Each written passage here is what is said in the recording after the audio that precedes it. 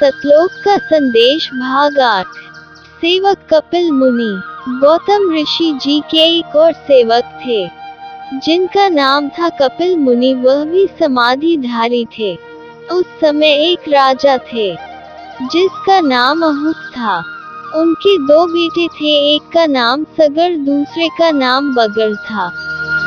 राजपूत जाति में 2 राजाओं की कोई औलाद नहीं थी। कपिल मुनि उसी नगर में पहुंच जाते हैं और समाधि लगा लेते हैं।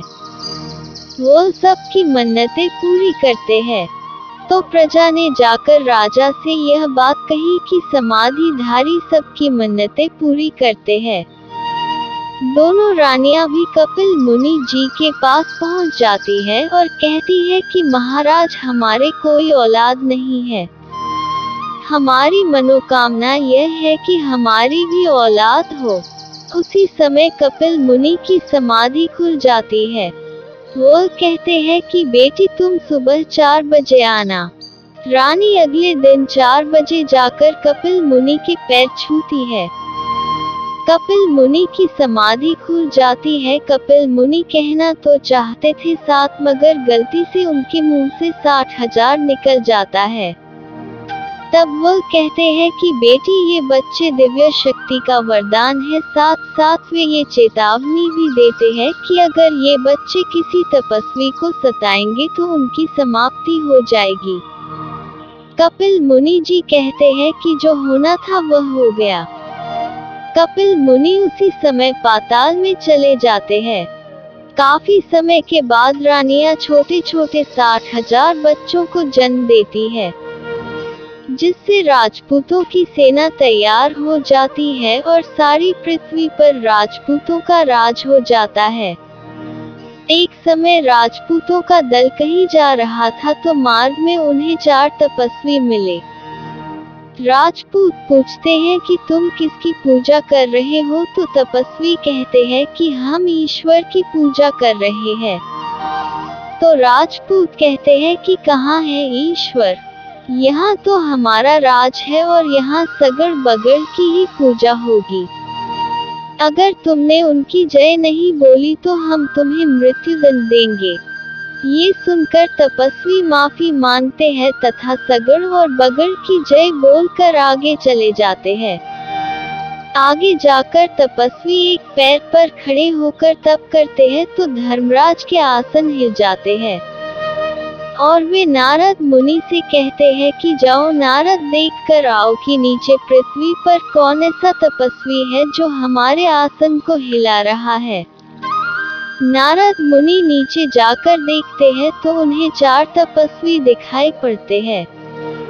वे कहते हैं कि तुम्हारी क्या मांग है? तपस्वी कहते हैं कि सारी पृथ्वी पर राजपूतों का राज हो गया है और वह कहते हैं कि अगर तुम सगर और बगर की जय नहीं बोलोगे तो हम तुम्हें मृत्युदंड देंगे। हमारी यह मांग है कि सगर और बगर की औलाद की समाप्ति हो। ये सुनकर नारद मुनि वापस चले जाते हैं।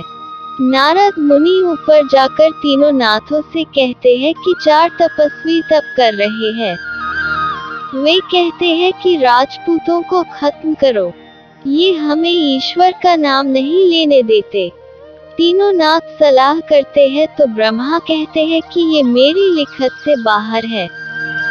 इन्हें कोई नहीं मिटा सकता और ना ही ये युद्ध में हारेंगे। इन्हें जिसने पैदा किया वही इन्हें मिटाएगा। नारद मुनि कहते हैं कि इन्हें किसने पैदा किया है? तो नाथ कहते हैं कि इन्हें कपिल मुनि ने पैदा किया है।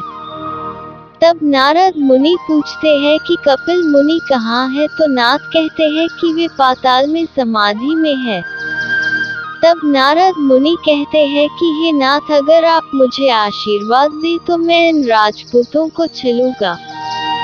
राजपूतों के पास समंजन घोड़ा था। जब उन्होंने घोड़ा दौड़ाया तो वे इंद्र की नगरी में पहुँचे। वहाँ उन्हें कोई भी दिखाई नहीं दिया। तब वे इंद्र की नगरी में घूमने फिरने लग जाते हैं। तभी नारद मुनि इंद्र को जगाते हैं और कहते हैं कि आपकी नगरी पर राजपूतों का कब्जा हो गया है। फिर क्रोध में इंद्र अपना हथियार उठाते हैं और कहते हैं, यहाँ मेरी आज्ञा के बिना एक पक्षी भी नहीं आ सकता, तो ये राजपूत कैसे आ गए। तब नारद मुनि कहते हैं कि इनको युद्ध में हराना आपके बस की बात नहीं है। नारद मुनि कहते हैं कि इन्हें छले बिना आपकी नगरी को नहीं छुड़ाया जा सकता। इंद्र कहते हैं कि इन्हें कैसे चला जाए।